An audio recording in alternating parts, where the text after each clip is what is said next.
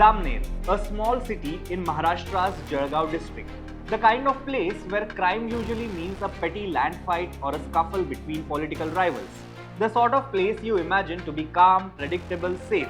But this week, Jamner woke up to the kind of headline that rips that illusion apart. A young man, 21 years old, beaten to death by a mob in broad daylight. And here is what will really make you stop and think. This isn't just one more crime story. This is a flashing red warning sign, a case study in how mob rule doesn't just exist in Maharashtra, it is thriving. And if that line makes you uncomfortable, it should. Because what happened in Jamner isn't about a sudden burst of anger that got out of hand. It's about an entire system, police, politics, public conscience, stepping aside and letting the mob play judge, jury and executioner. Hello, I am Tejas and this is Honest Take, where we ask the questions too many people are afraid to. If you believe these stories need to be told without filters, hit subscribe to Lokmat Times and tap the bell icon so you never miss the truth when it matters most. Let's start with what happened. Monday afternoon, August 12th, Suleman Pathan, a resident of Chota Betawad village, walks into Jamner city. He is 21, working odd jobs like countless young men in rural Maharashtra. He was also reportedly a police force aspirant. Sometime that afternoon, he is seen with a minor girl, a Hindu minor girl. We don't know yet if they were friends, if they knew each other well, or if it was just a conversation in passing. What we do know is this.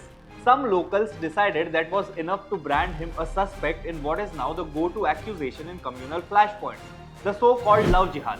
Inside a cafe, a group of young men confronted him. They didn't call the police. They didn't try to verify anything. They beat him viciously. And here is the part that should make every citizen's stomach turn. It didn't end there. Suleman somehow made it back home, bruised and shaken. But the mob followed him. This wasn't heat of the moment violence anymore. This was a targeted, sustained attack. They came to his house and when his parents tried to shield him, they were beaten too. Neighbors saw it happen, people heard the screams, and still the attackers kept going until Suleman collapsed. He was rushed to Jamner Sub-District Hospital, but by then it was too late. And that's just the violence. What came after is just as telling. When Suleman's body reached the hospital, word spread fast. An angry crowd gathered outside the police station. The Superintendent of Police, Maheshwar Reddy, had to rush to Jamner to calm tensions. Officially, the police say they haven't confirmed the love jihad angle. Unofficially, they know exactly how quickly that phrase can light a fire. As of now, several accused are still absconding. We are told the police are searching. We are told investigation is underway. We have heard these lines before. In Beed, in Palghar, in Malegaon. You can almost cut and paste them into any mob violence story in this state.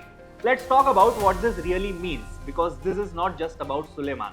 This is about what it says when 10 to 12 people can kidnap a man, beat him in public, follow him to his home, beat him again, and still walk free for days. This is about what it says when the fear of a mob is greater than the fear of the law. And the question that should haunt us is this. Has Maharashtra, the state that prides itself on being progressive, on being the birthplace of reformers and rationalists, quietly surrendered to mob rule? We like to think of mob violence as something that happens elsewhere, in dusty, forgotten corners where law enforcement is thin and tempers run high. But Jamner is not some lawless hinterland. It's part of a state that has the resources, the manpower and the institutions to enforce justice. And yet here we are, dissecting another mob lynching. What's worse is how predictable it has become. First the accusation, often communal, sometimes caste-based, always emotionally explosive. Then comes the violence, quick, public, merciless. Then the outrage, social media, hashtags, political soundbites, and finally the fade out. The slow grinding legal process that drags on until the headlines die and the public forgets. Meanwhile, the mob remembers. They remember they got away with it. And that's the most dangerous memory of all. We can't talk about Jamner without talking about Beed. Beed's Massajog village saw its own horror when Sarpanch Santosh Deshmukh was beaten to death. Different victim, different alleged motive, same core problem. Groups of people deciding that the law is too slow, too soft or too irrelevant, and that their feasts and sticks will deliver justice instead. And every time this happens, it chips away at the idea that the law means anything. Because here is the uncomfortable truth. A mob doesn't form in a vacuum.